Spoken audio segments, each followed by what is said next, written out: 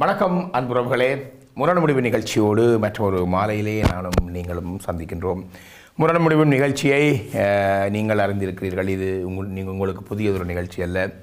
தொடர்ச்சியாக இந்த வியாழக்கிழமைகளில் இந்த நேரம் இந்த நிகழ்ச்சியோடு இணைந்து கொண்டு வருகின்றீர்கள். சமூக பாடுபொருள்களின் மீது, சமூக முரண்களின் மீது, சமூக சிக்கல்களின் மீது முடிச்சவுள் செய்து கொண்டு நகர்கின்ற ஒரு பொழுதாக தொடர்ச்சியாக நகர்ந்து கொண்டு வருகின்றது. ஒவ்வொரு வாரமும் எடுக்கப்படுகின்ற கருத்துக்கள் வாத பிரதிவாதங்களுக்கு உட்படுத்தப்படுகின்றது.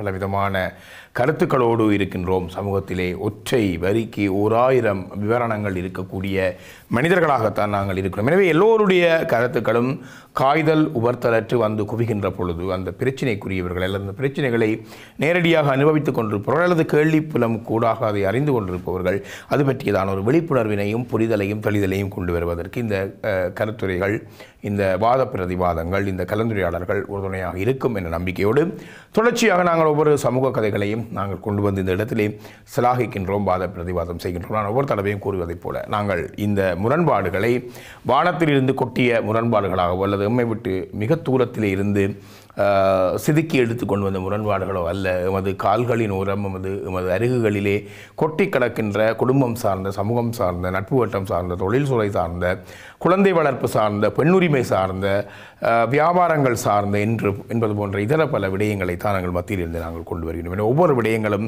நமக்கு அந்நியப்பட்ட ஒரு விடயமாக இருப்பதில்லை. எம்மோடு மிக நெருக்கமாக இருக்கக்கூடிய வாழ்வு, அது மீது எழுப்பப்படுகின்ற முரண், அந்த முரண்களை தீர்க்க முனைவதற்கான முனைப்புகள் என்று தொடர்ச்சியாக நடந்து கொண்டு வருகின்றது. அந்த வகையிலே முரண்முடிவு நிகழ்ச்சிக்கு இந்த வாரமும் மீண்டும் உங்கள் அனைவரையும் அன்புடன் வரவேற்றுக் கொண்டு, வழமை போலவே எனக்கு எப்பொழுதும் பக்கபலமாக இருப்பவர்களை நீங்கள் நன்கு அறிவீர்கள். என்னை விட அவர்களை உங்களுக்கு நன்றாக தெரியும்.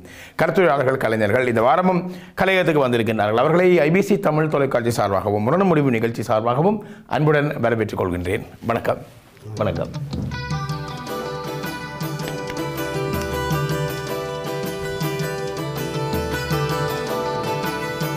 நல்லது.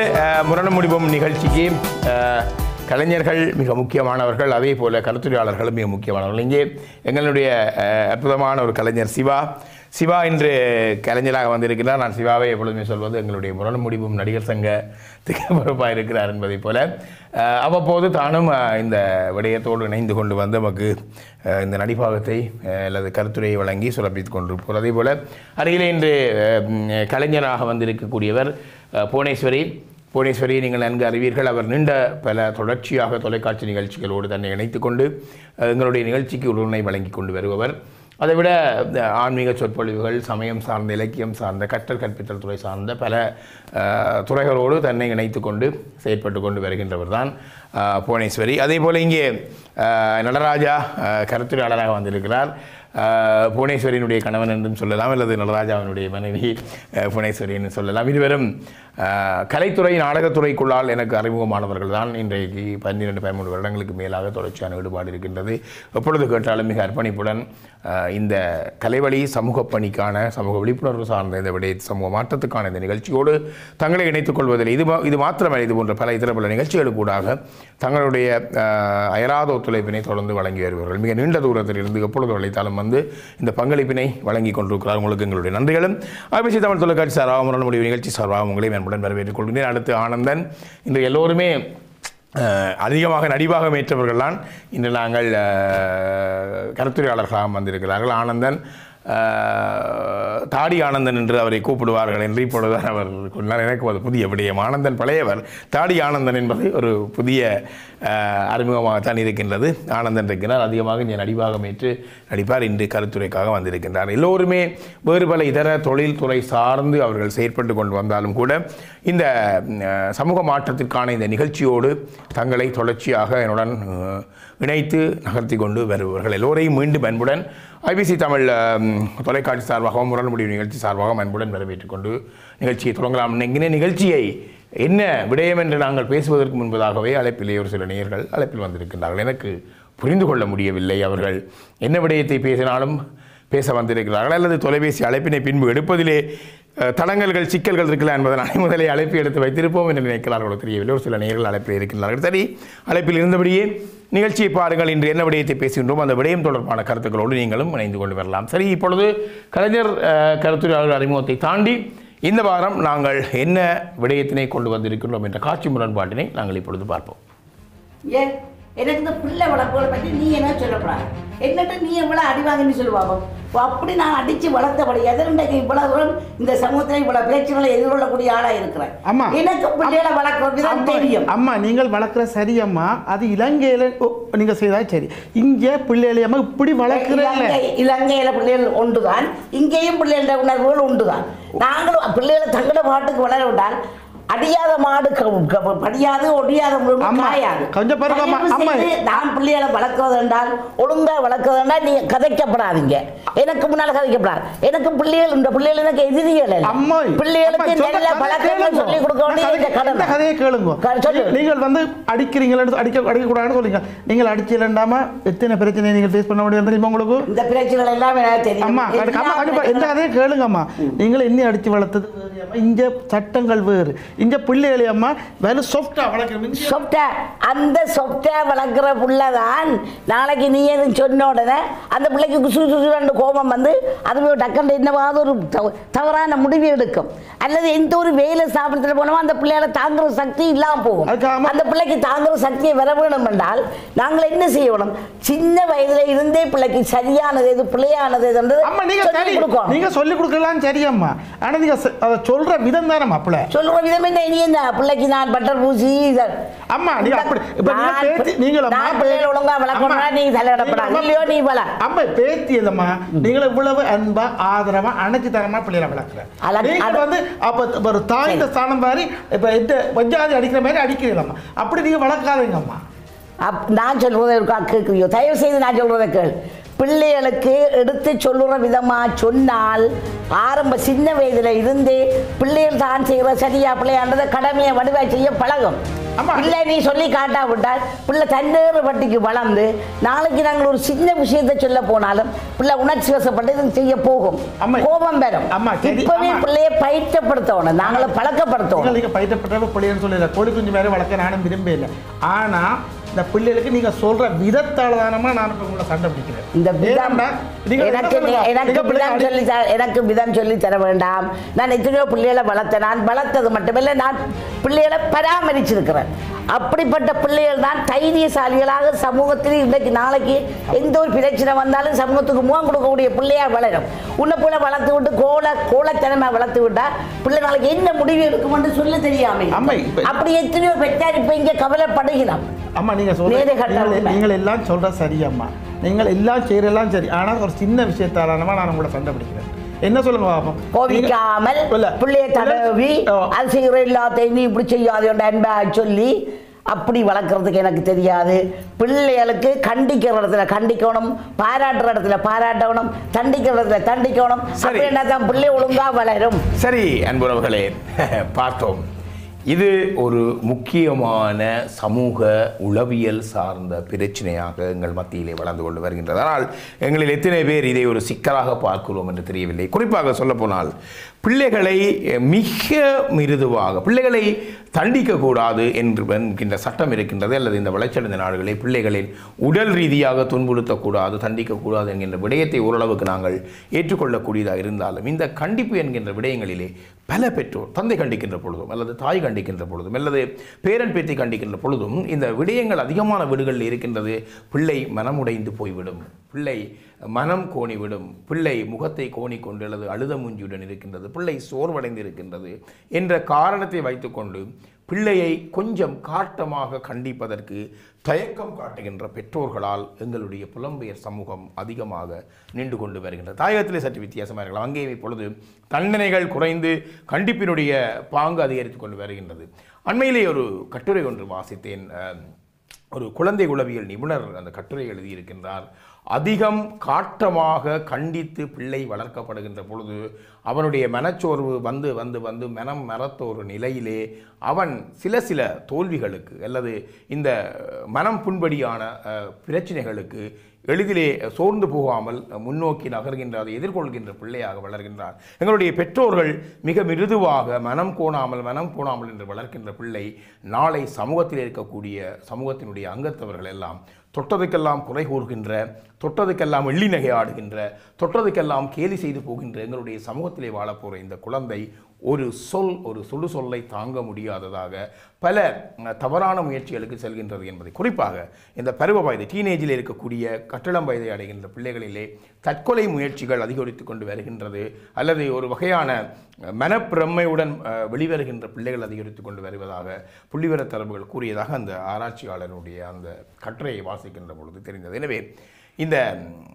இந்த நோய் எதிர்ப்பு சக்தி என்பது சில நோய்க்கிருமிகளை உடலுக்குள்ளே விட்டு அந்த நோய்களை எதிர்க்கின்ற சக்தியை உடம்புக்கு கொடுப்பது போல, இந்த தொடர்ச்சியாக சின்ன சின்ன தோல்விகள், சின்ன சின்ன ஏமாற்றங்கள், பெரிய பெரிய கண்டிப்புகள் பிள்ளையை மனதை பக்குவப்படுத்தி, மனதை ஒரு வகையாக மரத்த நிலைக்கு கொண்டு வந்து அந்த பிள்ளை பிரச்சனைகளை எதிர்கொள்ளக்கூடிய ஆற்றலுடையவனாக சமூகத்திலே தரவிறக்கம் செய்யப்படுகின்றான். எனவே மிக பொத்தி பைத்து பிள்ளை மனம் நொந்துவிடும் என்று மிருதுவாக வளர்க்கப்படுகின்ற பிள்ளை ஒரு சின்ன சுடு சொல்லை கூட தாங்க மாட்டாதவனாக தற்கொலை முயற்சிகள் வரைக்கும், அல்லது வீட்டை விட்டு வெளியேறுகின்ற நிலை வரைக்கும், அல்லது இந்த பெற்றோர்களுடன் இருக்க முடியாது என்று காவல்துறையினரிடம் புகார் செய்கின்ற அளவுக்கு வந்து விடுகிறார்கள். இவர்கள் நாளை சமூகத்திலே போகின்ற பொழுது சொன்னதை போல பட்டர் பூசி தடவி கொடுத்து வாழக்கூடிய சமுதாயம் இல்லை நாங்கள் உருவாக்கி வைத்திருக்கக்கூடிய சமுதாயம். எனவே எதிர்கொண்டு அதை ஃபேஸ் பண்ணி கொண்டு நகர்கின்றதற்கான ஆரோக்கியமான மன வலுச்சூழல்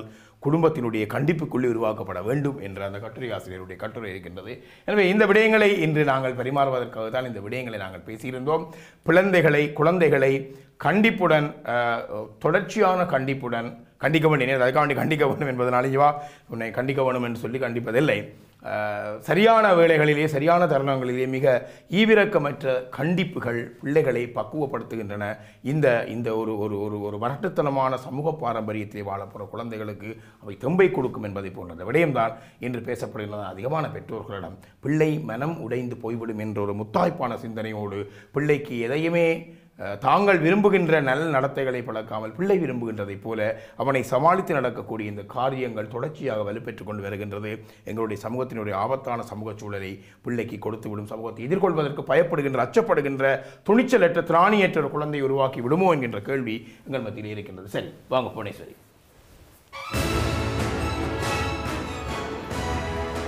சரி, உங்களோட மகன் வீட்டில் நீங்கள் இருக்கிறீங்க அப்படியா? பேரப்பிள்ளைகளோட இப்போ உங்களையா வளர்க்க இல்லை, பிள்ளைகளோட பிரச்சனை இல்லை, மகனோட உங்களையா வளர்க்க சொல்லி சொன்னவர்?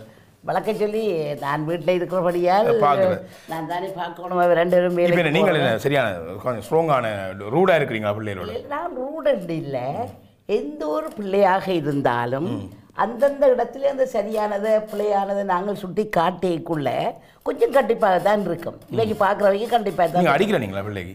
கோபம் பெறுறது இயற்கை தானே. ஆனால் அதுக்காக நாங்கள் பிள்ளைக்கு கொண்டபடி என்ன ஒன்று எனக்கு எதிரியா இல்லையே, என் பேர் பொம்பளை பிள்ளையோ ஆம்பளை பிள்ளையோ இல்லை. இங்கே பிள்ளைக்கு உடல் ரீதியாக துன்புறுத்தக்குள்ள அடிக்கக்கூடாதுன்னு சட்டம் இருக்குது. சட்டம் இருக்குது, அது எனக்கு தெரியும்.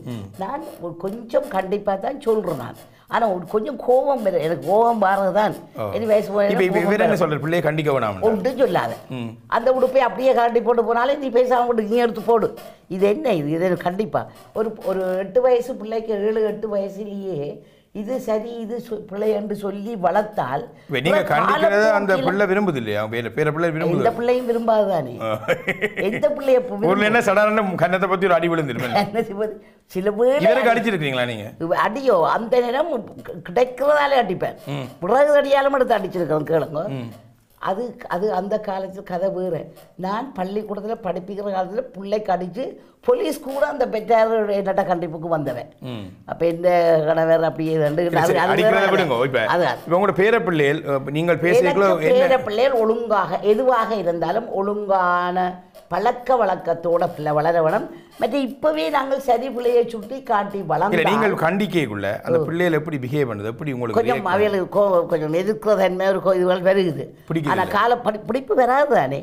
கோழியை கேட்டானங்க வச்சுற மாதிரி அவைகளை நாங்கள் அப்படி அவைஞ்ச விருப்பத்துக்கு விட்டால் அவை நெடுக பேருந்து இல்லை.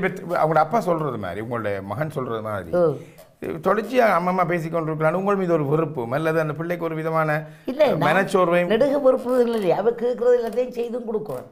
சாப்பாடு செய்து கொடுக்குறேன். அவைகளை கொண்டு போய் பள்ளிக்கூடத்தில் விடுறேன்னா அன்பா கூட்டிகிட்டு விடுறேன். அந்த வழியில் அதை எதுவும் கண்டாங்க அதையும் வாங்கி கொடுக்குறோம்.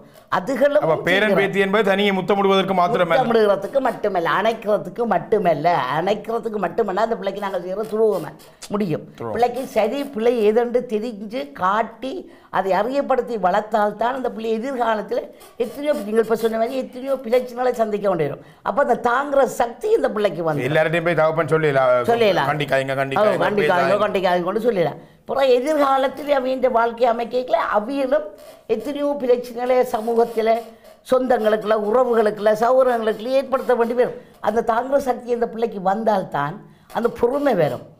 அந்த பொறுமையும் அது எதிர்கொள்வதையும் கண்டித்தல் என்பது பிள்ளைக்கு அத்தியாவசியமானது, அவசியமான. அவர் மனம் சோர்ந்து போனாலும் பரவாயில்லை, எதண்டு சமூகத்திலே அவனுக்கு பிரித்து பார்க்குற அந்த அனுபவம் வர வேணும், அதை தாங்குற சக்தி வர வேணும், அவனுக்கு அந்த அதை எதிர்கொள்கிற விதம் என்னவாக இருக்கணும்னு வர வேணும்.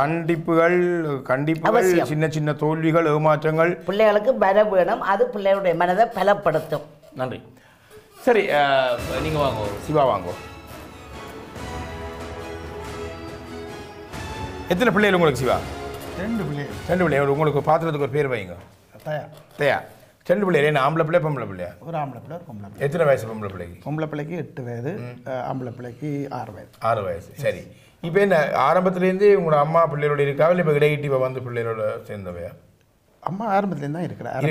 அது இப்போ இவ்வளோ காலம் 8 வயசு வரைக்கும் அம்மாவோட கண்டிப்பு உங்களுக்கு சரியாக இருந்தது, இப்போ திடீர்னு பிள்ளைக்குதா? பிள்ளைகள் வளர்ந்து வந்து பள்ளிக்கூடத்துக்கு போகக்குள்ள பிள்ளைகள் எந்த நாளும் வந்து எனக்கு வீட்டை நான் வீட்டால் வந்தோடனே சொல்கிறா அம்மா இப்படி சொல்கிறா, அம்மா இப்படி பேசுகிறா, அம்மாம்மா என் அம்மா நான் சொல்ல அம்மாம்மா என் அம்மா இப்படி சொல்கிறா இப்படி பேசுகிறா என்ன எந்த நாளும் நான் அது இது பிரச்சனையாக. நீங்கள் எப்படி என்ன பதில் சொன்னீங்க அந்த பிள்ளைகள்? நான் சொன்னேன் அம்மாட்ட சொல்ல கேட்டு நடாவுங்கோ, என்ன அம்மாட்ட சொல்ல நீங்கள் கேட்கணும்னு நான் சொன்னாலும் என்ன இப்போ எங்கள்ட அம்மா வந்தோடனே என்ன செய்யறா சொல்லுங்க, பிள்ளைகள் பள்ளியத்தால் வந்தோம் இப்போ கொண்டே அங்கே வை, இதை கொண்டு விட நல்லது தானே அப்படி சொல்கிறது சரி. ஆனால் அவையும் இந்த நேரம் இந்த டெலிஃபோன் அல்லது டிவியில தான் இந்த நேரம் நீங்க என்ன நினைக்கிறீங்க? கண்டிச்சா பிள்ளை மேனன் சோந்துரும், அது நீங்க விரும்பல? அப்படியே இந்த வெளிநாட்டில் இங்கே வந்து அப்படி கண்டிக்கிறீங்க, அங்கட அம்மா சொல்ற மாதிரி எந்த நேரம் கூப்பிட்டு டே இங்கே வாடா இந்த இதை தேடுறா அப்படி எங்கட அம்மா இங்கே அப்படி சொல்கிறேன். இந்த நாட்டில் என்ன எங்கட அம்மா என்ன இந்த நேரம் கூப்பிட்டபடி இந்த நேரம் அந்த பிள்ளைகளுக்கு எதுனாலும் சொன்னபடி. அப்போ எனக்கு அது வந்து உண்மையாக சரியான கஷ்டமாக தான் இருக்குது. அப்போ பிள்ளைகள் தங்க வாட்டில் விடணும் இல்லை கொஞ்சம் விடலாம் தானே. இப்போ அம்மா கண்டிக்கிற நேரத்தில் கண்டிக்கணும். இப்போ உதாரணமாக அந்த பிள்ளை ஓடிப்போ கொஞ்சம் மரத்தில் ஏறி நிற்கன்னு வச்சுக்கணும். ஆனால் அது இப்போ மற்றபடி இப்போ அம்மா உங்களோட பிள்ளையை கண்டிக்கிறான்றதுல உங்களுக்கு ஒரு பிரச்சனையும் இல்லை, பிள்ளைகள் மனம் சோர்ந்து போயிடும். மனம் சோர்ந்துடும் என்ற பிள்ளைகள் மனம் சோர்ந்துடும். இப்போ அம்மா சொல்கிறா கோழி கொஞ்சம் வேறு அப்படி சோறும் அவங்களுக்கு எப்போ மெனஞ்சு வரும். அவ இந்த ஃபோனை வச்சுக்கொண்டு கிண்டிக்கொண்டே தாங்கள் விளையாடுறோம் இருப்பேமல்லோ. அப்போ அதை நான் பேசாமல் போடுறது. அவன் ஹோம்ஒர்க் செய்கிறது இல்லை, படிக்கிறது இல்லை, டைமுக்கு சாப்பிட்றது இல்லை, பெட்டுக்கு போகிறது இல்லை. அம்மா சொல்கிறது சரி, கோபமா இல்லை அம்மா சொல்கிறது சரி. இப்போ நீங்கள் என்னம்மா சொல்கிறீங்க சொல்லுங்க, நீங்கள் சொல்கிற எல்லாம் சரி. ஆனால் நீங்கள் அதை எந்த நேரமும் சொன்னாம அது ஒரு அது பிள்ளைகளுக்கு இந்த நேரம் நடக்கிறேன்னு தானே சொல்ல வேண்டி இருக்கு. இப்போ சொல்கிற ஒரு விடயம் பிள்ளைக்கு இந்த இந்த ஏசுறது தண்டிக்கிறது கண்டிக்கிறது இந்த விஷயங்களுக்கு மனம் ஒரு பலத்து போனால் தானே இந்த சின்ன விஷயங்களுக்கு நீங்கள் சொன்ன மாதிரி ஒரு மிக சாதுவாக வளர்ந்துன்னு வந்தால் நாளைக்கு ஒரு பிரச்சனை சமூகத்தில் வரைக்கும் எப்படி அதை ஃபேஸ் பண்ணுவீங்க, மனம் முடிஞ்சு போயிடணும். அப்போ அது என்ன செய்ய இல்லை இப்போ ஒரு சமூகத்தில் ஒரு வீடு விடாமல் சொல்ல போகிறீங்களா? அப்படி இல்லை. இப்போ என்ன பிள்ளை உங்களோட அம்மா இந்த பேச பிள்ளைகளும் அதே வயலண்ட் இருக்கிற மாதிரி தான் எனக்கு தெரியுது. பிள்ளைகளும் அதே மாதிரி அம்மா மாதிரி சில கதைகளை அப்படி கதைக்கிற மாதிரி எனக்கு ஃபீல் பண்ணுறேன். அப்படி எங்களோட அம்மா சொல்கிற வேர்டுகள் சில அப்படி வர்ற மாதிரி அது சொல்கிற மாதிரி சொன்னால் பிள்ளைகள் அப்படி பழகாதுகள். நீங்கள் அப்படி பார்க்குறீங்க, அப்படி பார்க்காதீங்க. சரி பார்த்தோம். என்ன சொன்னீங்க உங்களுக்கு தயாவும் தயாவுடைய தாயாரும் தன்னுடைய பேரப்பிள்ளைகள் சம்பந்தமாக நடத்தையில் இருக்கக்கூடிய விடயங்களை பார்க்கணும். ஏற்கனவே குறிப்பிட்டிருந்தேன், பிள்ளையை தவறி விழாமல் கீழே விழாமல் மிக பக்குவமாக வளர்க்கப்படுகின்ற பிள்ளை பிள்ளையாக வளராது, ரோபோவாகத்தான் வளரும் என்கின்ற விடயம் ஒரு முறை பேசியிருந்தோம். எனவே இந்த கண்டிப்புகள் அவனுடைய மனத்தளர்வு நிலையை ஓரளவுக்கு இறுக்கமாக்கி பிரச்சனைகளை ஃபேஸ் பண்ணக்கூடிய, பிரச்சனைகளை எதிர்கொள்ளக்கூடிய ஒரு மனதைரியத்தை உடைய பிள்ளைகளாக சமூகத்திலே வளர்க்கும் என்று பேசியிருக்கிற நடந்த நான் ஏற்கனவே சொன்ன அந்த ஆராய்ச்சியாளர் சொன்ன கட்டுரையிலே மிக அண்மையிலே இந்தியாவிலே ஒரு குழந்தை கொஞ்சம் நேரம் தாமதித்து வீட்டுக்கு வந்தபோது தாயாராக கேட்டது, ஏன் பிந்தி வந்தாய் என்று தான் கேட்டார். அதை போய் தன்னுடைய அறையை கதவை சாத்திவிட்டு சென்ற குழந்தை மறுநாள் உயிருடன் இல்லை. ஒரு சின்ன சொல்லை, ஒரு சின்ன தன்னை கேள்வி கேட்கின்ற விடயத்தினை தன்னை அவமதிப்பதாக கருதி கொண்டு மனமுடைந்து போய் தன்னை உயிரை பறி கொடுக்கின்ற அளவுக்கு பிள்ளைகளை பலவீனமர்களாக நாங்கள் வளர்த்து கொண்டு வருவது மிக ஆபத்தான சூழல். நாளை தாய் தந்தையர் இல்லாத போல் வாழுகின்ற இந்த சமுதாயம் எங்களை எப்பொழுதுமே பின்பக்கத்தால் ஆணியால் முதுகிலே குத்தக்கூடிய ஒரு சமூகமாகத்தான் அதிகமாக இருக்கின்றது. அப்படி நாங்கள் சமூகத்தை முற்றுமுழுதாக புனிதர்கள் வாழ்கின்ற சமூகமாக மாற்ற முடியாது. எனவே இந்த சமூகத்திலே இவன் தன்னை தகவமைத்துக் கொள்வதற்கான இந்த பயிற்சியினை வீட்டிலே இருந்து கொடுக்கின்ற கண்டிப்புகள், சின்ன சின்ன ஏமாற்றங்கள், சின்ன சின்ன தோல்விகள், இன்று வாங்கி தருவேன் என்று சொன்னால் 2 கிழமை தாண்டி வாங்கி கொடுப்பது, காத்திருப்பதிலே இருக்கக்கூடிய ஏமாற்றம், காத்திருப்பதிலே இருக்கக்கூடிய சுவை, இந்த விடயங்களை எங்களுக்கு பிள்ளைகளுக்கு கொடுக்காமலே குறித்த நேரத்திலே சொன்ன ப்ரொமிஸை அப்படியே நிறைவேற்றி பிள்ளை மனம் கோணக்கூடாது என்று வளர்க்கின்ற இந்த முறைமை மிக ஆபத்தான சூழலிலே குழந்தைகளை கொண்டு சென்று நிறுத்தப் போகின்றது என்று அந்த ஆய்வாளர் எச்சரிக்கின்றார். அந்த விடயங்களை பற்றி தான் நாங்கள் இன்று பேசுகின்றோம். அழைப்பிலே பல நேர்கள் அழைப்பில் இருக்கின்றார்கள், கருத்துரையாளர்களும் இருக்கிறீர்கள். ஒரு அழைப்பை எடுத்துக்கொண்டு நாங்கள் தொடர்ந்து பேசலாம் நினைக்கிறேன். அழைப்பில் இணைந்திருக்கிறீர்கள். வணக்கம். ஹலோ, வணக்கம். வணக்கம், யார் பேசுறீங்க? நானுங்க ஜெர்மன்ல இருந்து தேவி பேசுறேன். வணக்கம் தேவி, வணக்கம், சொல்லுங்க. அவ டீச்சர் தானே, பின்ன பேர பிள்ளைகள பாக்க கொஞ்சம் கண்டிப்பா புத்திமதிகளை சொல்லி கொடுத்து அப்படி செய்யாத இப்படி செய்யாதேன்னு சொல்லி டீச்சர் சொல்லுவா. அவ பிள்ளைகளையும் படிப்பிச்சவ தானே, அவ சொல்லுவா. இப்பத்த நிலைமையில இங்க என்னன்னா ஸ்ரீலங்காவில என்னன்னா நான் இப்ப போய் பார்த்தேன்னா ஸ்ரீலங்காவிலும் சொல்லு கேக்குதுகள் இல்ல பிள்ளைகள். ஓ, இப்ப பேத்திமார் சொன்ன இப்ப மட்டும் இல்ல, எப்பயுமே பிள்ளைகள் சொல்லு கேட்கல. நானும் இந்த காலத்துல கேட்கல, நீங்களும் கேட்டிருக்க மாட்டீங்க. ஓ இல்ல தம்பி, நான் எந்த பிள்ளைகள் எந்த சொல்ல கேட்டு நடந்தவ. இப்பவும் எந்த பிள்ளைகள் லண்டன்ல இருக்கிற எல்லாரும் இருக்கிற. இப்பவும் நான் சொல்லி கொடுத்த கூடாது பிள்ளைகளுக்கு, எந்த பிள்ளைகளுக்கும் சொல்லிக் கொடுக்கறதுக்கு, பேர பிள்ளைகளுக்கும் சொல்லிக் கொடுத்த கூடாது. நீங்கள் அம்மாண்ட சொல்லி கேட்க வேணும், அப்பாண்ட சொல்லி கேட்க வேணும் சொல்லி இப்ப நான் சொன்னா இந்த பிள்ளைகள் எல்லாம் கேப்பின. அப்ப அம்மாவை கேட்டுதான் நான் இப்படி செய்யலாமோன்னு சொல்லியும் என்ன கேப்பின. அப்ப நான் என்ன சொன்னேன், நீங்க குடும்பத்துல போட்டீங்க, உங்களோட புத்திய நீங்கள் பாவிக்க வேணும், உங்களோட புத்திய பாவிச்சாதான் நீங்கள் வேணலாம். அதான் ஒரு பழமொழி ஒன்று இருக்கு இல்லையா, அடிச்சு வளவாத பிள்ளையும் இல்ல, முறிச்சு வளவாத முருங்கையும் இல்லையா. எடுகளும் கைய நீட்டப்படாது, அப்படி செய்யாத இப்படி செய்யாத என்று. இப்ப எல்லாம் அவங்களோட பேர பிள்ளை இப்ப லண்டன்ல மகனுக்கு 2 பிள்ளைகள். ஒரு பேர பிள்ளை மூத்தது அவ படிக்க போட்டா, தகப்பன்கிட்ட விட்டுட்டு அவர் பால் எல்லாம் கொடுத்து அவர் இருந்து பாலை குடிக்கிறார். மற்றவர் டிக்கெட் இங்க வாங்க உங்களை பார்க்க போறேன்னு சொல்ல அவருக்கு முகம் கருத்துப்பே இருக்குது. அவர் என்னென்றால் என்ன பிரச்சனை, அப்பா பிள்ளைக்கு அடிச்சவரோ என்று கேட்க பேசாம இருக்கிறார் முகம் சோர்ந்தபடி. பின்ன தாப்பன் வந்த பின்ன ஏதோ சொல்றார். அவருக்கு தாப்பன் டிவி போட்டு விட இல்லையா. அப்ப நான் சொன்னேன், இங்க வாங்கோ அப்பா உங்களுக்கு எல்லாம் செய்து போட்டு கொஞ்ச நேரம் டிவி பார்த்துட்டு போய் படங்க உண்டு. இப்ப எனக்கு என்றால் என்ன அச்சா அம்மம்மா மாதிரி இருக்க வேணும். என்னில பேர பிள்ளை நல்ல பாசம் கொஞ்சம் அம்மா. அதான் நான் சொல்றேன், இங்க வாங்க உவா போல இதை செய்யாதேன்னா செய்யப்படாது. அந்த கண்டிப்பு மிக முக்கியம் என்பது உங்களுடைய கருத்து. நன்றி தேவி, உங்களுடைய அழைப்பைக்கு தொடர்ந்து உங்களுடைய கருத்துக்களை இதையும் அனுபவத்துக்கூடாக உங்களுடைய அனுபவ பிறப்பு கூட கேட்பதற்கு விருப்பமானால் நிகழ்ச்சியினுடைய ஸ்ரீ இடைவெளிக்கு செல்ல போகின்றோம். இடைவெளியின் பின்பு நாங்கள் சந்திக்கின்ற பொழுது இன்னும் அழகாக ஆழமாக தேவையான விடயங்களை பற்றி பேசிக்கொள்ளலாம். தேவி, உங்களுடைய அழைப்பை இடைநிறுத்தமைக்கு மன்னிப்பை வேண்டிக் கொண்டு நிகழ்ச்சியினுடைய ஸ்ரீ இடைவெளிக்கு செல்வோம். இடைவெளியின் பின்பு மீண்டும் சந்திக்கின்ற பொழுது இன்னும் பேசுவோம் அழகாக ஆழமாக. இப்பொழுது ஒரு சிறிய இடைவேளை.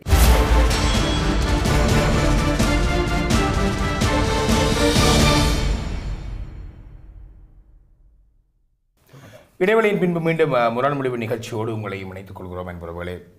முரண் முடிவு நிகழ்ச்சியில் இந்த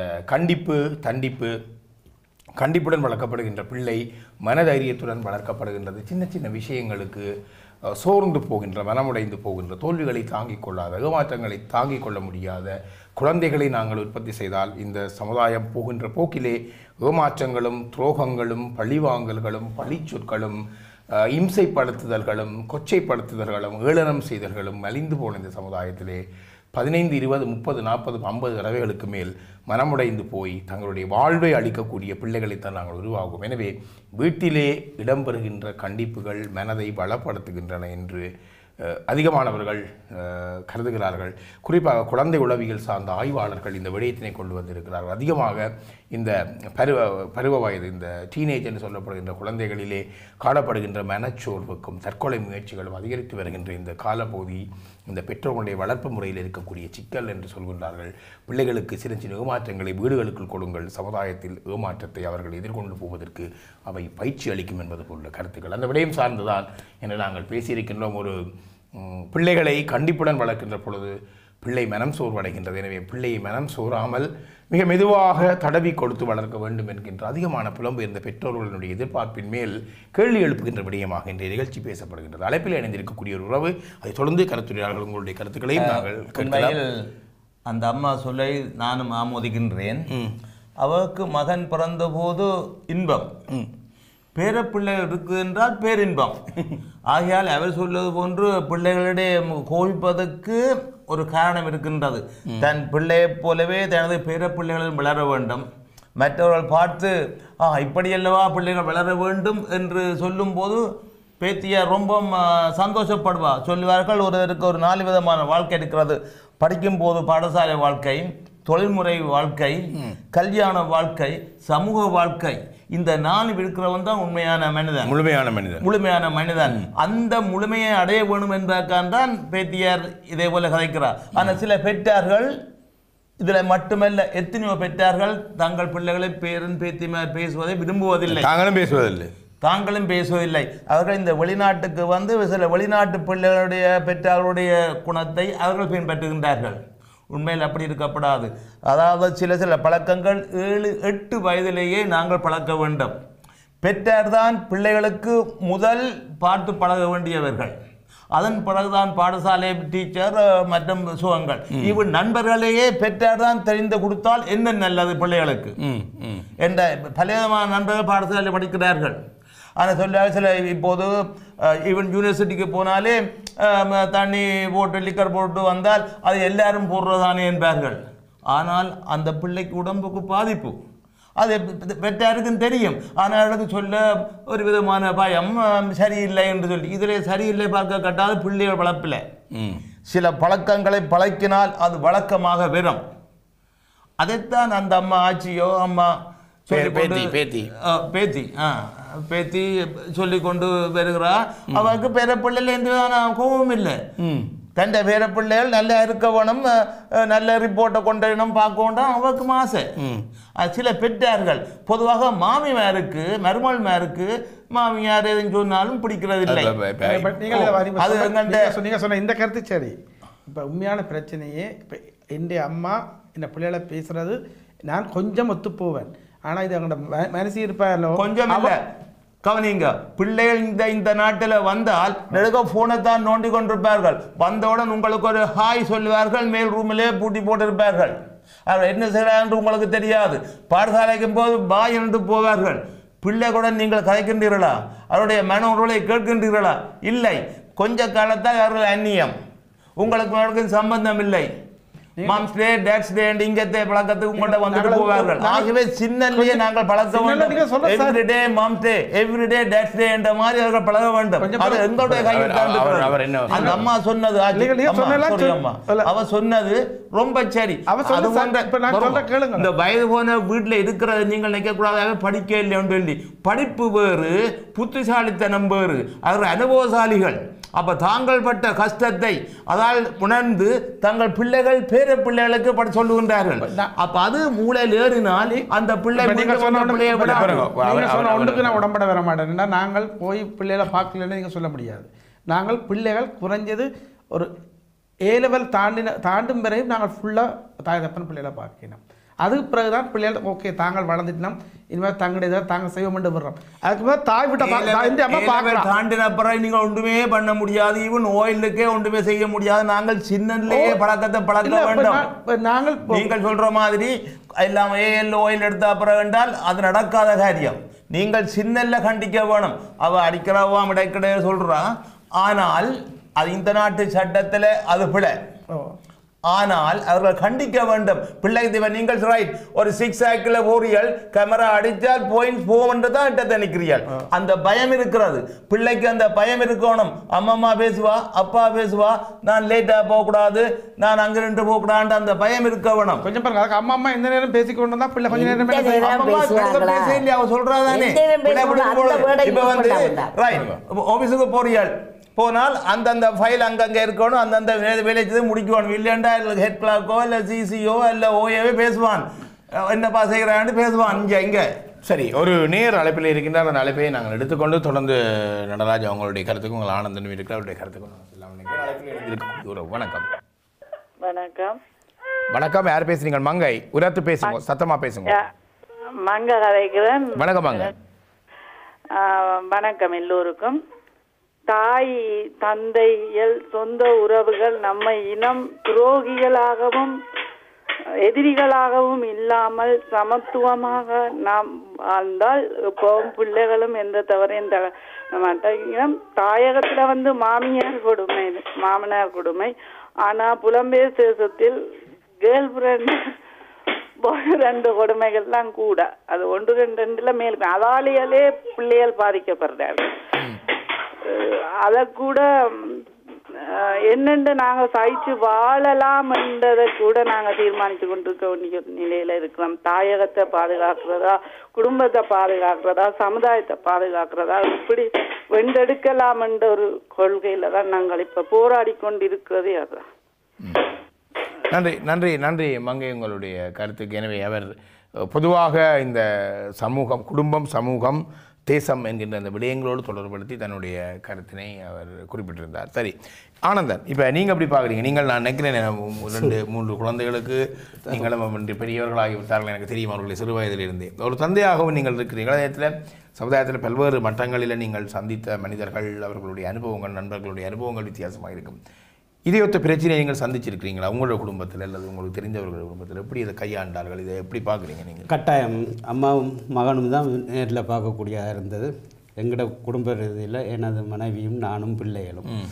இந்த பிரச்சனையில் என்னென்னா, பிள்ளைகள் பாடசாலை செல்வார்கள், அங்கே ஒழுக்கம் டிசிப்ளின் அங்கே இருக்குது. ஓகே, வீட்டு டிசிப்ளின் வேறு, ஸ்கூலில் டிசிப்ளின் வேறு, ரோட்டில் டிசிப்ளின் வேறு. அதாவது 3 விதத்தில் நாங்கள் பார்க்கணும் குழந்தைகளை. பள்ளிக்கூடத்துக்கு போனால் இவர் சொன்ன மாதிரி ஹாய் என்றிட்டு போயிடணும், பாய் என்றிட்டு போயிடணும், அது இல்லை முக்கியம். பிள்ளைகளோட நோக்கங்கள் என்ன, எங்கே போயிடணும் நாங்கள் கண்காணிக்கணும். இதே இடத்துல நாங்கள் அவர்களுக்கு டைம் கொடுத்து ஒதுக்கி பேரண்ட்ஸுண்டு பிள்ளைகளை விருப்பி நாங்கள் ஒரு அட்வைஸ் கொடுத்து கதைக்கிறதுக்கு டைம் எடுத்து பிள்ளைகளுக்கு நல்ல அட்வைஸ் கொடுத்து வரக்குள்ள அவர் இந்த அட்வைஸ் கொடுக்குறதெல்லாம் செய்யறாரு. கண்டிப்புன்னு சொல்லக்குள்ள எங்கட இப்பவும் இடம்பெயர்ந்து நாங்கள் இந்த புலம்பெயர்ந்து நாடுகளில் அங்கத்தை சிந்தனையில தான் நாங்கள் இருக்கிறோம். இங்கத்த சட்டங்கள் திட்டங்கள் இவ்வளோ இருக்குது. இல்லை, இப்போ இந்த சட்டங்கள் அங்கேயும் அதே சட்டம் தான் இப்போ வந்துட்டுது. எங்கட காலங்களில், நான் பிறந்த காலங்களில் அந்த சட்டங்கள் இல்லை. பிரின்சிபலும் அடிப்பார், மாஸ்டரும் அடிப்பார், மாமாவும் அடிப்பார், ரோட்டில் போனாரும் ஒரே பிள்ளைகள் எல்லாரும் ஒரு பிள்ளை விட்டா 10 பேர் அடிப்பினோம். என்ன இங்கே அப்படி பிள்ளைகளை கண்டித்து அடிக்கிறது சட்டத்திலே இல்லை. பிள்ளைகளை தட்டி கொடுத்து தோளில் தட்டி கொடுத்து பிள்ளைகளுக்கு என்ன பிரச்சனை இருக்குதுன்ட்டு அவளோட அன்பாக கதை. இப்போ நீங்கள் சொல்கிறீங்க கண்டிக்கவும் கூட இல்லை, கண்டிக்கிறது பிள்ளைகளுக்கு அந்த கண்டிப்பு ஒரு முக்கியமான விடயம் என்னதுக்கு எதுக்காக கண்டிக்கிறோம்னு இருக்குது. இப்போ மகன் ஸ்கூலில் வந்தால் ஒரு நாளைக்கு பார்க்குறது சரி, லேட் அப்புறம் 10 மினிட் லேட்டாக வந்துடுறாரு. அடுத்த நாள் பார்க்குறது ஒன் டைமுக்கு வர்றாருண்டா அதை கூப்பிட்டு நேற்றுக்கு எங்கே போகணுன்ட்டு கூப்பிட்டு கதைக்கல. அது என்ன அதை கண்டிப்புன்றது அந்தந்த உடனே இல்லை. இப்போ நீங்கள் இந்த தந்தை சொல்கிற மாதிரி கண்டிக்கிறது பிள்ளைக்கு மனஞ்சு போயிடும், மனம் உடைஞ்சு போயிடும்ன்றது நீங்கள் அது என்ன சொல்லுங்கள், எங்கள்லாம் தான் இருக்காது. பிள்ளைக்கு மனமுடைகிற மாதிரி கதைக்கிறது நாங்கள்லாம் பிள்ளைய எப்படி கதைத்தாலும் மனமுடையருடையதான் செய்யும். ஒன்று சொன்னாலே அவைக்கு மனமுடையும், அதெல்லாம் முக்கியம். இல்ல குழந்தை என்றது என்ன, குழந்தை என்றது என்ன, பிள்ளைக்கு பாசம் காட்ட வேண்டிய இடத்துல அதைத்தான் நான் சொல்றேன், காட்டி அந்த மற்ற கண்டிக்க வேண்டிய இடத்துல கண்டிச்சால் பிள்ளை அந்த பாசத்தை உண்மையான பிள்ளை. முக்கியமான விடயம், பெற்றோர்கள் அல்லது பேரன் பேத்தியுடைய கண்டிப்பால் மனமுடையக்கூடிய பிள்ளை எப்படி சமூகத்தினுடைய அணுகுமுறையால் மனமுடையாமல் நிற்கப் போகிறது என்கின்ற ஒரு பிரச்சனை இருக்கின்றது. அழைப்பிலே ஒருவர் இணைந்திருக்கிறார். அந்த அழைப்பை எடுத்துக்கொண்டு ஆனந்தன் மீண்டும் உங்களோட கருத்துக்கு வரலாம் நினைக்கிறேன். அழைப்பிலே இணைந்திருக்கிறீர்கள். வணக்கம். வணக்கம். வணக்கம். வணக்கம். ரவி செல்லத்துறை, நீண்ட நாட்களுக்கு பிறகு. வணக்கம் சார். வணக்கம். உங்கள் அனைவருக்கும் வணக்கத்தை தெரிவித்துக் கொண்டு நல்ல கருத்தாளர்களை கொண்டு நம்ம சமூகத்திலே உள்ள பிரச்சனைகளை எப்படி தீர்ப்பதற்கான ஒரு வழிவகைகளை காட்டுகிறீர்கள். இப்படித்தான் செய்ய வேண்டும், இப்படித்தான் செய்ய என்பதிலும் பார்த்து இப்படியும் செய்யலாம் என்று சொல்வதுதான் சால சிறந்தது.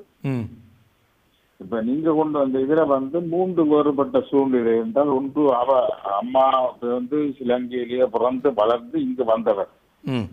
ஒரு குறிப்பிட்ட அடுத்த அவருடைய மகன் என்பது தன்னுடைய வாழ்க்கையின் அரவாசி பகுதியை அரவாசி பகுதிக்கு மேல் இங்கு வாழ்ந்து கொண்டிருக்கிறார். இங்கு பிறந்த பிள்ளைகள் இங்கு பிறந்து வளர்ந்து கொண்டிருக்கிறது. அப்ப 3 வேறுபட்ட பிரச்சனை அங்கு இருக்கிறது. அம்மா சொல்ற காலம் வந்து அடியாத மாடு படியாது, அடிய போல அண்ணன் தம்பி உதவாது, அங்க உதவுது. இப்ப பிள்ளைய அப்பா அடிக்க போனா அடிப்பனண்டா பிள்ளை சொல்லுது அடிப்பன். என்ன அப்பாவுக்கு அடிப்பன் என்று சொன்னீங்க? இல்ல, நான் டெலிபோன் அடிப்பன் என்பது. இவர் அடிச்சா டெலிபோன் போலீஸுக்கு அடிப்பேன். அதுதான் அடிப்பன். பிள்ளை சொன்ன அடிப்பன் வேறு, அப்பா சொன்ன அடிப்பன் வேறு. அப்பா சொன்ன அடிப்பன், அம்மா சொன்ன அப்பா வந்து அம்மா சொன்ன அடிப்பன் அடி. பிள்ளை சொன்ன அடிப்பன் என்ற அடி இந்த நாட்டுல வளர்ந்த அடிப்பன் என்ற அடி. அடிக்கேண்டா அடிப்பன், திருப்பி அடிப்பேன் இல்ல டெலிபோன் அடிப்பேன். இப்ப டெலிபோனும் அடிப்ப மாட்டேன், ஐபோன்ல கடவி விடுவன் வந்து கதவை தட்டு மாட்டான். அப்ப இது வந்து எங்களுடைய வாழ்க்கை சூழல் ஒப்புடுகள் வாழ்ந்த வாழ்க்கை சூழ்நிலை மாற்றப்பட்டபடியால் இந்த நாட்டிலே பிள்ளைக்கு ஏற்ற படிகள் பெற்றவர்கள் மாறிக்கொள்ள வேண்டும். ஏனென்றால் ஊரிலே இருக்கும் பொழுது பெற்றவர்களுக்கு ஏற்ற மாதிரி தான் பிள்ளைகள் நடந்தார்கள். இந்த நாட்டிலே பிள்ளைகளுக்கு ஏற்ற மாதிரி தான் பெற்றவர்கள் நடக்க வேண்டிய சூழ்நிலை. அப்படி நடக்காவிட்டால் பிள்ளைகள் எங்களை விட்டு போக துணிந்து விடுகிறார்கள். அந்த பிள்ளைகள் எங்களை விட்டு பாதிக்கப்படுபவர்கள் பெற்றோர்களாகத்தானே இருக்கிறோமே ஒழிய பெற்ற பிள்ளைகளாக இல்லை. அப்ப நீங்க நினைக்கிறீங்க பிள்ளையில மனம் சோறும்படியாக கண்டிக்க கூடாதுன்னு நினைக்கிறீங்க? இப்ப ஊர்ல நாங்க சங்கிலியில தான் கட்டி வளர்த்தினாங்க. அந்த சங்கிலியில கட்டி வளர்த்தினாங்க என்று இந்த நாட்டுல வந்து சங்கிலியில கட்டி வளர்த்தீங்களா போலீஸ் வந்து உங்களை பிடிச்சோண்டு போவோம் மிருகவத சட்டத்துல. அதுக்கென்று பெல்ட் இருக்கப்பா, விட்டு கொடுத்து பழக்கு. அப்ப இதுதான் உங்க பாரிய பிரச்சனை. அங்க வந்து நீங்கள் இந்த பூச்சாடிக்குள்ள வளர்ற ஒரு மரம் தான் இங்கு உள்ள பிள்ளைகள். அந்த பூச்சாடிக்குள்ள உள்ள மரத்துக்கு ஏற்ற மாதிரி தான் தண்ணியை விடவுமே தவிர ஊர்ல தென்னங்கண்டுக்கு எப்படி தண்ணி விட்டுலன்னா அதே மாதிரி இங்க விடையிலுமோ. நன்றி ரவி செல்லத்துறை. மிக அழகாக தன்னுடைய கருத்தினை அவர் கூறியிருந்தார். ஒரு விடயம் நாய் சங்கிலி கதையும் சொல்லியிருந்தார். நீங்களும் பேசுகின்ற பொழுது அடியாத மாடு படியாது என்று சொல்வார்கள். நானும் என்னுடைய 15-18 வயது வரைக்கும் அடியாத மாடு படியாது என்று மனிதர்களுக்கு சொல்லப்பட்டதாகத்தான் நினைக்கிறது. அடியாத மாடு படியாது என்று அது மாடு வண்டிலில் படிவதற்காக சொல்லப்பட்டது என்பதை பின்பு ஒரு ஆசிரியரால் எனக்கு தெளிவுபடுத்தினார். அதே போல் அடி உதவுமா போல அண்ணன் தம்பி உதவும், அடிப்படையான பல பழமொழிகளினுடைய பின்னணியில் இருந்து இருக்கக்கூடிய காரணங்கள் வேறாகவும் நாங்கள் புரிந்திருக்கக்கூடிய அது மாட்டுக்கும் நாய்க்கும் சொன்னது நாங்கள் அதை மனிதர்களுக்கு ஒப்பிடுகின்ற பொழுது வருகின்ற பிரச்சனை தான். எனவே இந்த உருவகங்கள் ஒரு சில வேளைகளில் மிக அழகான தத்துருவமான விடயங்களை சொல்லும். ஆனால் மனிதர்களுக்கு ஒப்பிடுகின்ற பொழுது சற்று வித்தியாசமானது. இன்று நாங்கள் பேசுகின்ற விடயங்கள் பிள்ளையை கண்டிப்பதால் மனம் சோறும் என்று சொன்னால் மனதை சோறாமல் மிக மென்மையாக வளர்க்கப்படுகின்ற பிள்ளை ஆரோக்கியமான ஒரு சமூக வாழ்வு ஓட்டத்தை எதிர்காலத்திலே கொண்டு வருமா? மனம் மரத்து மேச்சுக்களுக்கும் தண்டனைகளுக்கும் ஏமாற்றங்களுக்கும் பழக்கப்பட்டு புடமிட்டு கொண்டு தான் ஏற்கனவே சொன்னதைப் போல இந்த நோய் எதிர்ப்பு சக்திகளை உள்ளுக்குள்ளே வளர்ப்பதைப் போல இது ஒரு வகையான மன ரீதியான நோய் எதிர்ப்பு சக்தி தான் இந்த தண்டனைகளும் கண்டிப்புகளும். அதை நாங்கள் நிராகரிக்கப் போகின்றோமா? இல்லை மிக மிருதுவாக மிக மென்மையாகவே பிள்ளைகளை வளர்த்து விட்டால் போதும், அவர் சொன்னதைப் போல இந்த வயலண்டாக பிஹேவ் பண்ணுறதெல்லாம் பழக்கவழக்கங்கள் வருவதெல்லாம் பெற்றோருடைய கண்டிப்பினால் அவர்கள் அதை மீண்டும் பிரதியீடு செய்ய பார்க்கிறார்கள் என்கின்ற விடயத்தில் உண்மை இருக்கின்றதா? அந்த விடயங்களை பற்றி நாங்கள் பேசுவது மிக பொருத்தமானதாக இருக்கும் என நம்புகின்றேன். அழைப்பிலே பல நேயர்கள் இருக்கிறார்கள். எனவே மிகச் சுருக்கமாக உங்களுடைய கருத்துக்களை கூறினீர்கள் என்றால் பலருடைய கருத்துக்களை உள்வாங்கக்கூடியதாக இருக்கும். அடுத்து இணைந்திருக்கக்கூடிய உறவு. வணக்கம். வணக்கம், லண்டன்ல இருந்து கலா கதைக்கிறேன். வணக்கம் கலா, வணக்கம், பேசுங்க. இந்த பிள்ளைகள் பராமரிப்பு வளர்ப்பு முறையை பற்றி நீங்கள் சொல்றது மிகவும் அருமையான கருத்து. நான் சொல்ல வந்த கருத்து என்னன்னு சொன்னால், பிள்ளைகளை நாங்கள் பேசி வளர்க்கிறதும் விட பிள்ளைகளை அன்பா நாங்கள் வளர்த்தோம்னா அவர்கள் மிகவும் நல்ல ஒரு துறையிலேயோ பெரிய ஒரு இதாவோ அவர்கள் வரக்கூடிய வசதி வாய்ப்பு எல்லாமே அவர்களுக்கு தேடி வரும். அதோட எங்கட நாட்டுல நாங்கள் ஒன்றை வச்சுதான் 100 பேர் படிப்போம் ஒரு புத்தகம். இங்க எல்லா வசதியும் இருக்கு. அந்த வசதியில நாங்கள் பிள்ளைகளுக்கு தேவைக்கேற்ற மாதிரி நாங்கள் அதை பயன்படுத்தி கொண்டு வந்தோமா இருந்தால் அந்த ஒவ்வொரு பிள்ளைகளும் தங்களுடைய திறமையை நோக்கி வடிவா வளருங்கள். அவர்களுக்கு வசதியும் இருக்கு. நாங்கள் பேசி வளர்க்கணும்ன்ற தேவை இல்லை. பிள்ளைகளை என்ன கேட்கணுமோ அதுக்குரிய விளையாட்டோ அதுக்குரிய படிப்போ அதுக்குரிய என்ன இதுவும் இந்த நாட்டில இருக்குது. அதை நாங்கள் பேரண்ட்ஸ் தான் அதை தேடி எடுத்து பிள்ளைகளுக்கு அந்த வேயில பிள்ளைகளை கொண்டே விடணும். பிள்ளை உருக்கி வளர்க்கணும் இல்லை. கராட்டி கொண்டு விட்டா பிள்ளை கராட்டி நல்லபடியா அதுலயும் ஒரு சர்டிபிகேட் எடுக்கும். பிள்ளை அது நல்லா பழகும். பிள்ளைக்கு இங்க சகல வசதியும் இந்த நாட்டிலே இருக்குது. இந்த வசதி வாய்ப்புகளை கருத்தில் கொண்டு பிள்ளைக்கு எது தேவை, எப்பொழுது தேவை, எந்த அளவுக்கு தேவை என்பதை நாங்கள் செயல்பட்டோம் என்று சொன்னா பிள்ளை நல்லா வடிவா வரும். நன்றி நன்றி உங்களுடைய கருத்துக்கு. சரி ஆனந்தன், நீங்கள் சொல்லிக் கொண்டிருக்கின்ற பொழுது நாங்கள் இடையிலே ஊடறுத்து வேறு விடயங்களுக்கு நடந்து கொண்டது. டெலிஃபோனில் சொன்ன மாதிரி தான் குழந்தைகளுக்கு இங்கே எந்த துறையில் விடலும் உண்டு அவ்வளோத்துக்கு இந்த வசதிகள் இருக்குது. நாங்கள் இந்த பண்டைய காலத்தில் யோசிச்சுட்டு இருக்கோம் பனையில் ஏறாத பிள்ளையில் ஏறாதன்ட்டு. அந்த சிச்சுவேஷன் இங்கே இல்லை. இங்கே இருக்கிற பிள்ளைகளுக்கு எது நாங்கள் தட்டி கொடுக்குறோமோ பிள்ளை எதை விரும்புதோ அதைத்தான் நாங்கள் செய்ய கொடுக்கலாம். இல்லையே அது செய்ய போகிறத நீச்சல் பண்ணிக்கொண்டவருக்கு பிள்ளை எதை விரும்புதுண்டு இல்லை, பிள்ளைன்ற கெட்டுத்தனத்தை பார்த்து நீங்கள் கொஞ்சம் மாற்றலாம். சம்பாத்தை சொல்ல போகிறேன். வெஸ்ட் லண்டன் பிரைவேட் ஸ்கூலில் ஒரு 12 வயது பிள்ளை ஸ்டெப் கட்டிங் ஒட்டை வெட்டி கொண்டு ஸ்கூலுக்கு போயிருக்கின்றார். அது பேர் கடிதம் கொடுத்து தலைமையில் வளர மட்டும் நீ ஸ்கூலுக்கு வர வேண்டாம் என்று சொன்னதை மட்டுமல்ல மற்ற எல்லாருக்கும் சர்க்குலர் அனுப்பியிருக்கிறார். அப்ப பிள்ளை என்ன மன முடியும் என்று சொல்லி அதே பேரே மன முடியத்தக்க அந்த தண்டனை தெரியுமோ. அப்ப தலைமையர் வளர மட்டும் ஸ்கூலுக்கு வரப்படாது. நாங்க ஒரு நாள் லீவ் எடுக்கவே எவ்வளவு கவலைப்படுறோம். தலைமையர் வளர மட்டும் நீ வரப்படான்னு சொல்லி அவர்கள் சொன்ன ரூல்ஸ் அண்ட் ரெகுலேஷன். நாங்கள் சொன்னால் தமிழ்ல நல்ல வழக்கம்.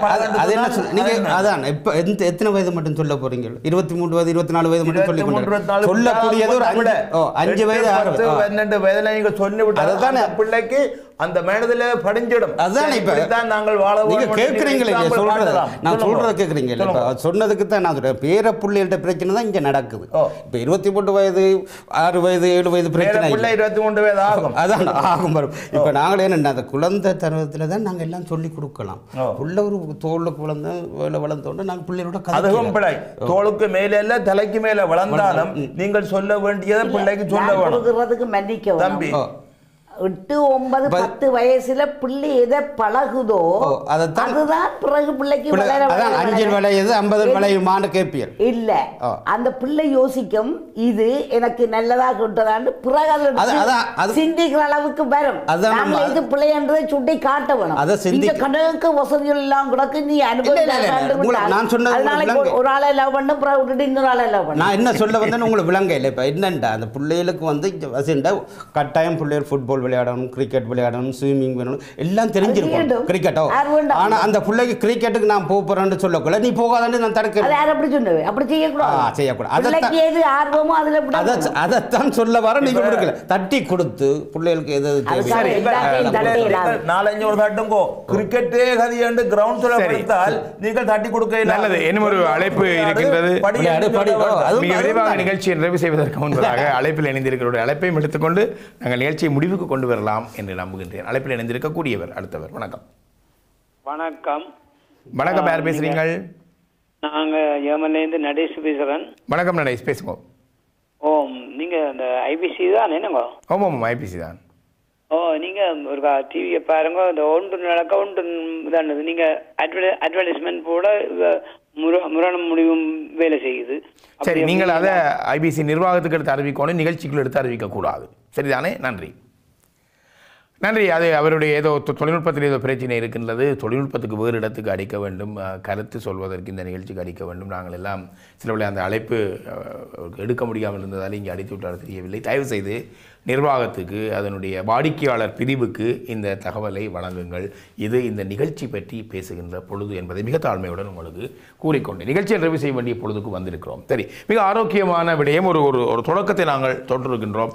இது மக்கள் மத்தியில் இது பரவலாக வேண்டும் என்பது என்ற கருத்து நிகழ்ச்சியை முடிவுக்கு கொண்டு வருவதற்கு முன்பதாக உங்களுடைய கருத்து எப்படி இருக்க போகிறது? நீங்கள் பல குழந்தைகளுடன் பாடசாலைகள் மட்டத்திலும் அல்லது உறவினர்கள் மத்தியிலும் அல்லது பல உங்களுடைய உறவினர்களுடைய குழந்தைகள் உங்களோடு விளையாடிக்கொள்ள உங்களோடு வாழ்ந்து கொண்டிருப்பதை கூட நான் தனிப்பட்ட ரீதியாக அறிவேன். எனவே உங்களுடைய கருத்து எப்படி இருக்க போது மிகச் சுருக்கமாக நிகழ்ச்சி நிறைவுக்கு கொண்டு நான் சொல்லக்கூடியது என்னென்றால் பிள்ளைகளுக்கு சரியது பிள்ளையது என்று நாங்கள் சொல்லி கொடுத்து வளர்த்தோம் என்றால் அந்த பிள்ளைகள் காலகதியில் அதே பழகி அதுகள் ஒரு சமூகத்தில் ஒரு இப்படித்தான் என்பதை புரிந்து கொள்வார். இப்படித்தான் வாழ வேண்டும் என்ற ஒரு வாழ்க்கை முறைகள் கொண்டு வருங்கள்.